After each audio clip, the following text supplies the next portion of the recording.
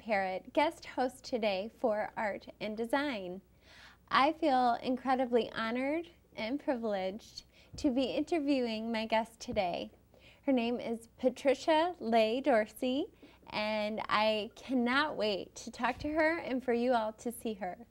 So Patricia, thank you so much for coming here today. Oh, thank you so much, Lauren. I'm really honored to be here, and especially honored to talk with you. We have already discovered we have lots in common. We do. We have so much in common, and this all, what people don't know is this all kind of happened by accident, and it just, I mean, we're both wearing scarves. Purples and blues. Our colors match and everything. But I think the most important thing for people to know is that we both have,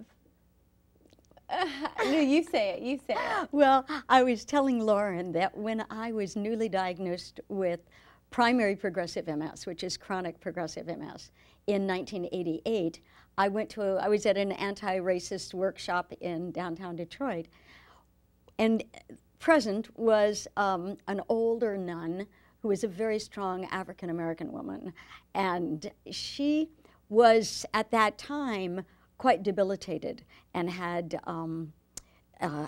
oxygen and all of that with her. And we were talking, and I said to her, you know, I just found out that I have MS.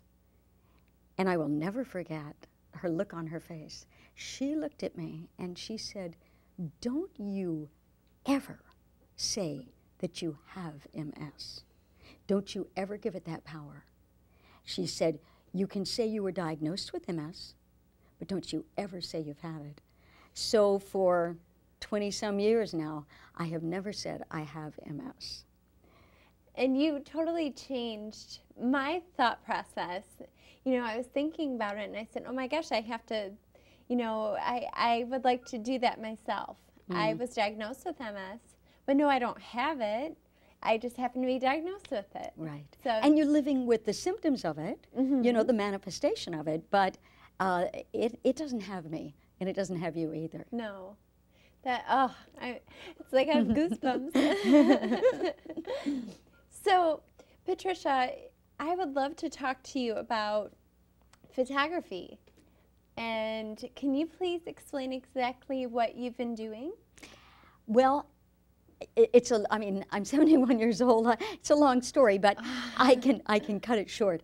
Actually, we're here at the Grosse Pointe War Memorial back in the 1990s. I used to teach art here. Oh, wow. And creative workshops. Yeah. So I've been an artist for, gosh, 3.5 decades or something like that, I think. But before that, I had a master's in social work, so I've had a lot of different lives. Photography found me through keeping a blog. Now, I started a blog in 2000, before there was even the word blog.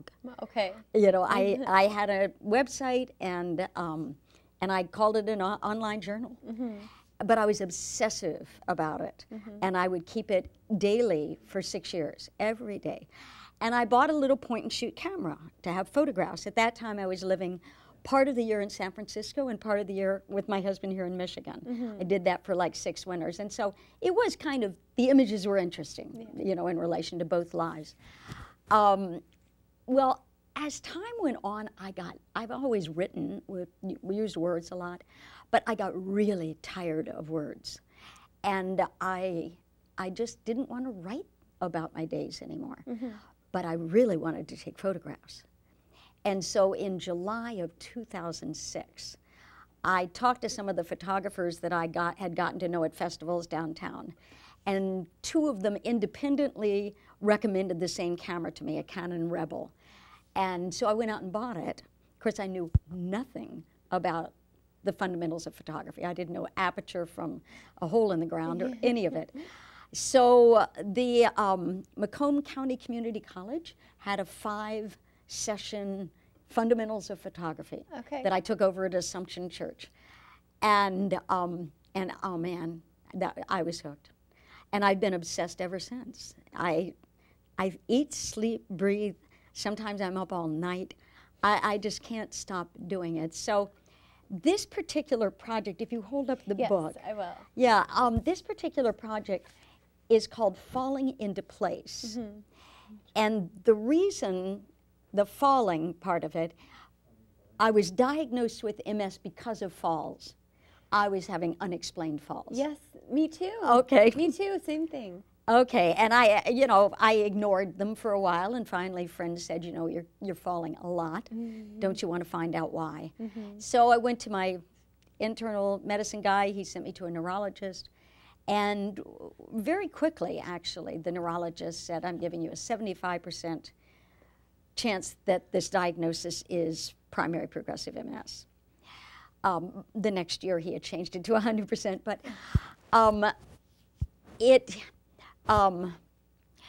as you know, Lauren, that throws you for a loop. Yes. I mean, I had been a marathon runner. I was 46 years old. Right. I'd had a big life, and my body had always done everything I ever wanted it to do. I was a marathon runner, tennis player, dancer, you name it. My body did everything. Right. All of a sudden, it was the most unpredictable part of my life, and it became a stranger. I didn't feel that I could trust my body anymore. And also another thing, I've always been someone who anticipated the future. All of a sudden, the future was horrific, because my neurologist said, I can't give you any ideas what will happen with this. It may not go anyplace. It may be that you will end up in a wheelchair. Well, at that point, the thought of not being able to walk was the worst thing I could imagine. Now, by the time I did get into my mobility scooter, my Amigo mobility scooter, which is the best scooter on the planet, and they're in Michigan, they're in Bridgeport, so anyway, but by the time I got into this in 2000, it was freedom for me. So instead of being something awful, it was the greatest gift of my life. Yeah. Because I had been with a cane and then a walker. And I'm an artist, so I decorate. I mean, she was called Wind Chime Walker. She had wind chimes, and she had crystals, and she was collage with different colors. And, she was a pretty cool thing, but the fact was I couldn't go very far with her. And when I got my scooter, all of a sudden I had total freedom. And I could go any place I want. And she has continued to be my best friend. I mean, honestly, life, oh my goodness, life with her is totally independent and free. Yeah. And I see that we're looking at one of the images. The project, Falling into Place, is all self-portraits. Okay. And that came about because after years of being diagnosed with MS and living with the symptoms, I no longer could read or see photographs or movies or read articles about disability without being quite critical. Right. A critical observer of these things. And yes, a lot of the photographs were stunning. I mean, as a photographer, they'd be some of the best photographers I know were doing essays on these. But non-disabled view of disability is very different from the inside view. It's true.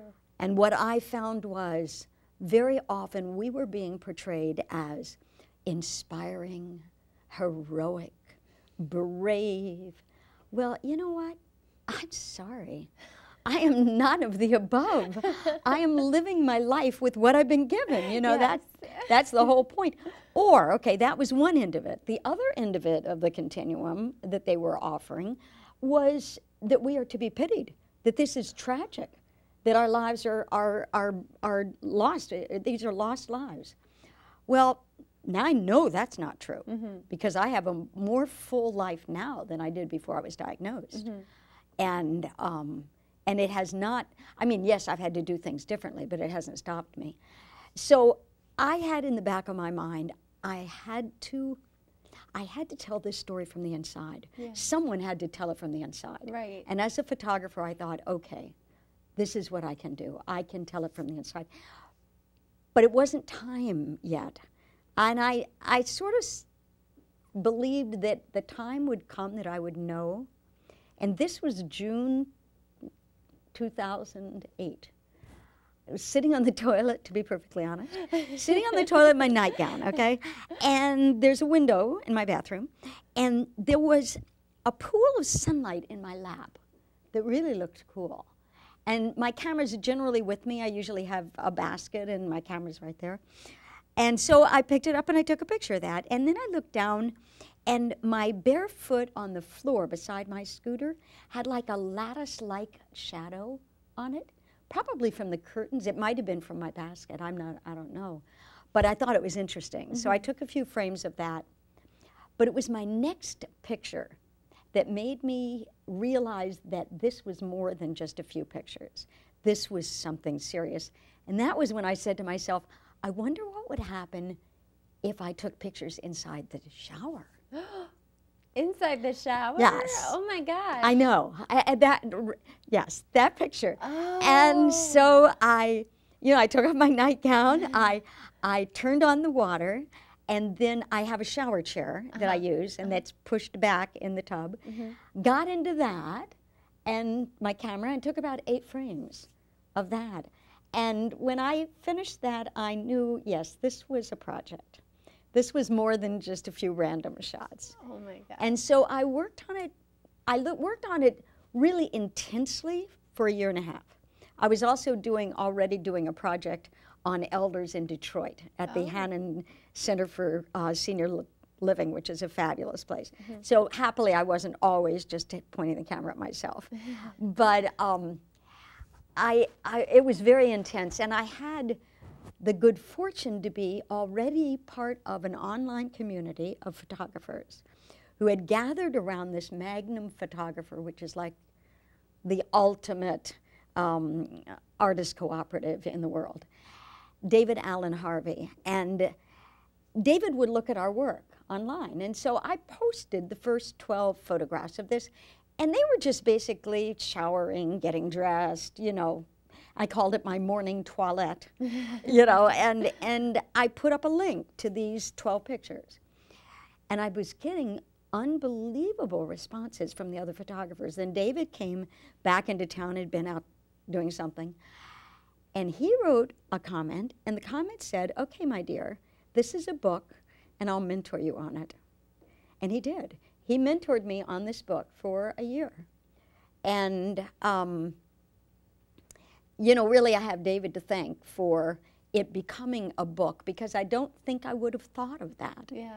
I mean, I would do a lot of, like, during the 5.5 years since I started that, I've done 8 other portfolios. I mean, I work a lot, I love it, and I'm always doing series.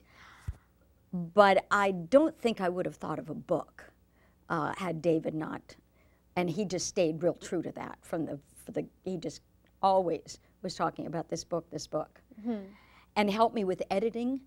Taking pictures to me is easy. Editing and sequencing is the key. Yes. And that was what David really helped me learn. Now, I have a question for you. I think, well, first of all, I think that's wonderful. I'm so happy that he encouraged you to do a book. I think it's fabulous. But I have a question about the pictures that you have of yourself. There's one picture where you're laying down, like your head is down on a table, and there's some pictures of you, like it almost looks like a selfie. Do you know what I mean by selfie? And I'm an Instagram person. Yes, I know selfie. Okay. So my question to you, there's a picture there of you laying down on the table. Yes. How did you do that? You know, I thought the hardest part of this project was going to be how I would take the pictures, the process. That was the easiest part. The 10-second timer was that one. Oh, okay. Yeah, and I don't like tripods. I think I used tripods on 2 pictures, but my head's cut off there in that picture. But anyway, my head is not cut off in the book. No. But so I had the 10-second timer. I could use that, and I would just place it any place. I had the basket and my camera bag. I would often place it there to take whatever, or I'd put it on the couch, or I'd put it on the curb. In this particular image, I put it on the pavement in Charlottesville, Virginia.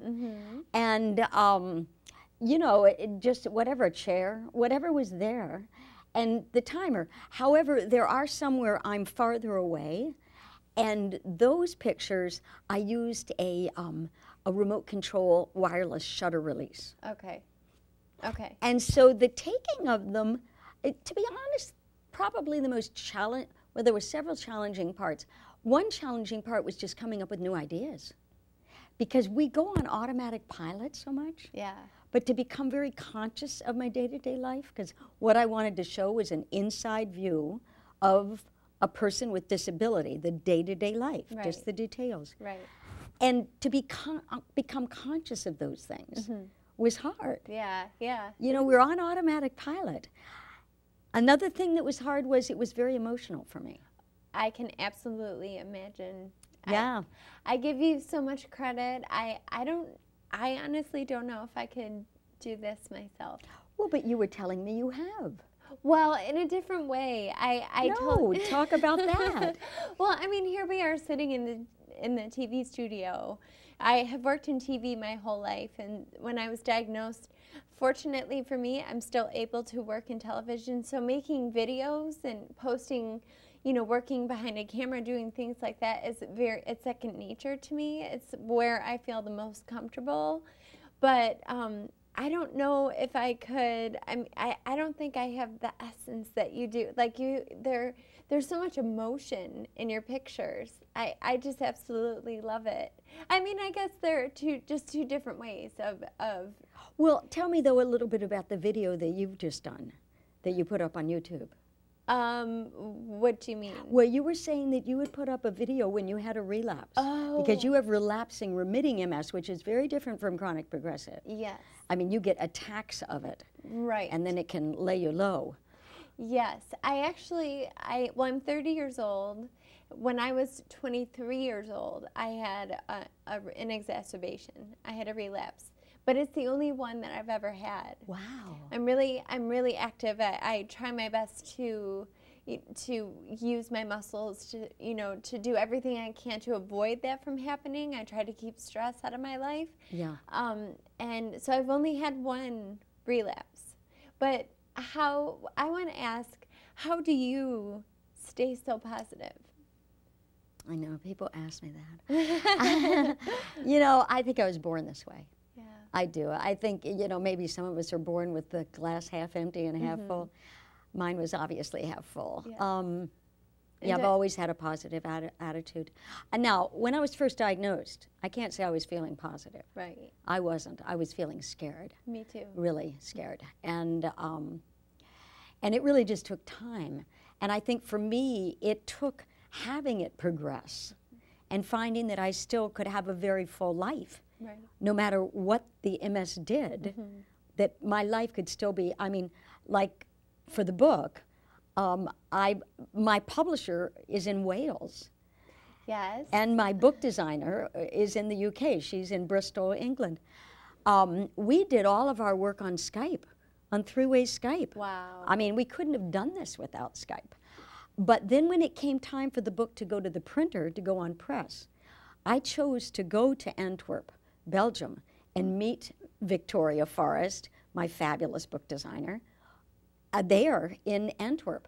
But I traveled by myself with my scooter. You're, okay, I know so many people with MS. You are truly an incredible person. And I know you're so humble, and I have right here, I have all of the things that you've accomplished, and I'm like, I want you to talk about these things, and you're like, nah. Whatever. But Patricia, I'm going to read this off because I think it's important. Well, don't put the camera on me when you do. Okay, Falling into Place, your book, it had solo exhibits at the Griffin Museum of Photography in Winchester, Massachusetts, at Fovea Exhibitions in Beacon, New York. Please correct me if I'm saying it wrong. You're fine. It has been featured in Newsweek, Japan, and New Mobility magazine, and online by the Daily Mail, ABC News, CBS News, the New York Times Lens blog, and Slate Magazine's Behold blog, among others. There are others, Patricia. That's incredible. Well, those are the big ones. Yeah, but I mean, you're so humble, and I just love talking to you. Well, you know, it's very difficult. The book, I mean, one thing, it's very difficult doing self-portraits because they're so me. You know, and that part of it kind of makes me puke.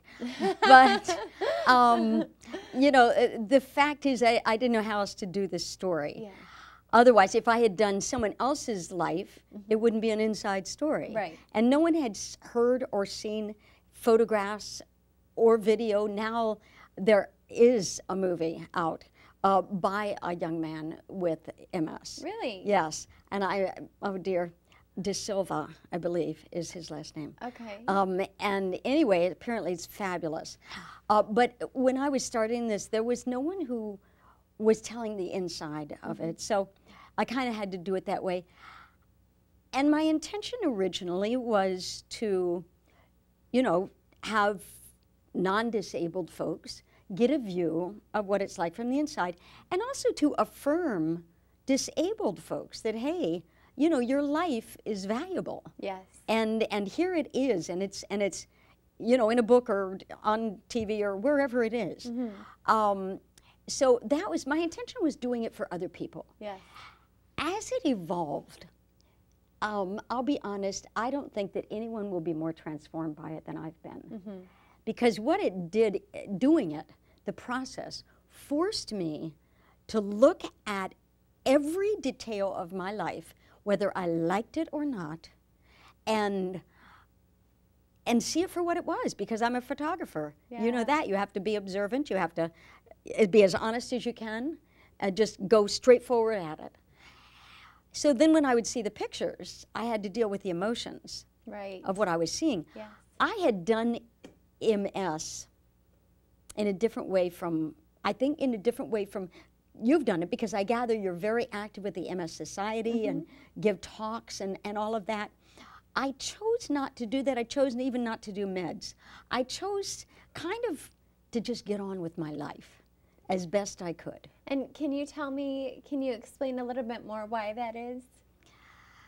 Well, first of all, I guess I didn't want, for one thing, I didn't want to identify myself as a disabled person. Yes, I completely I think understand. that was part of it. I just wasn't ready. I did not want to do that.